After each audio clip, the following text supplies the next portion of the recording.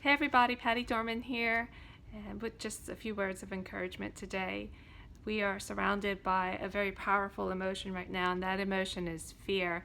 A lot of people are making fear-based decisions, and you can even see it in their faces when they're walking around in stores, and even people who have masks on, you could see it in their eyes. Although their face is mostly covered, you could see it. There's a great sense of fear.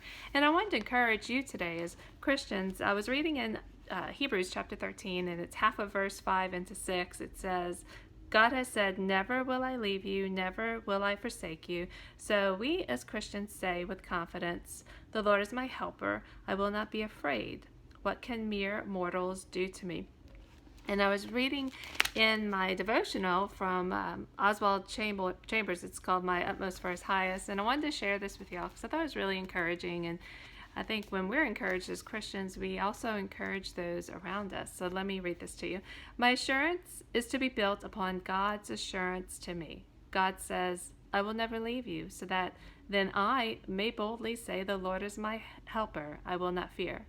In other words, I will not be obsessed with apprehension. This does not mean that I will not be tempted to fear, but I will remember God's words of assurance. I will be full of courage, like a child who strives to reach the standard his father has set for him. The faith of many people begins to falter when apprehensions enter their thinking, and they forget the meaning of God's assurance. They forget to take a deep spiritual breath.